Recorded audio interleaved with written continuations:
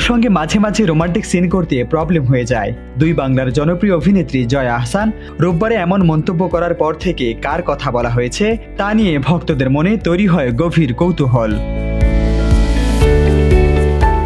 কৌশিক গঙ্গোপাধ্যায়ের পরিচালনায় কলকাতার সিনেমা হলে যে ছবিটি এখনো চলছে, সেই আজও অর্ধাঙ্গিনী নিয়ে ভক্তদের দারুণ সাড়া পেয়ে আনন্দবাজারের সাথে আড্ডায় বসেছিলেন জয়া, যেখানে আনন্দবাজারের আড্ডার নিয়ম অনুযায়ী একটি বক্স থেকে চিরকুট উঠাতেই বেরিয়ে আসে আবিরের নাম।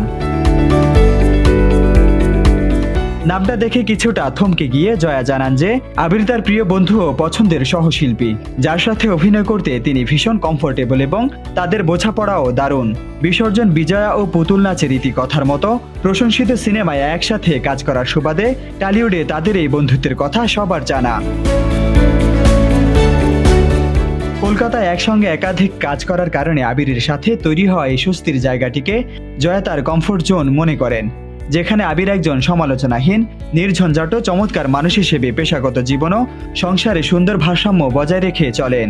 কিন্তু এই সুগভীর বন্ধুত্বের কারণে এক মজার বিপত্তির কথা জানিয়ে জয়া বলেন, আমরা এতটাই কমফোর্টেবল যে ওর সঙ্গে মাঝে মাঝে রোমান্টিক সিন করতে প্রবলেম হয়ে যায়। ওর সঙ্গে রোমান্টিসিজমটা আসে না, আমাদের বন্ধুত্বটা এতটাই। আড্ডায় প্রেম ও পরকীয়ার প্রসঙ্গে জয়া স্পষ্ট জানিয়ে দেন, পরকীয়া, আপনকিয়া এগুলো আমি বুঝি না। প্রেম আমার কাছে প্রেম, যদি সেটায় প্রেম থাকে, ভালোবাসা থাকে। রাশিদ বিল্লাহ, নগর।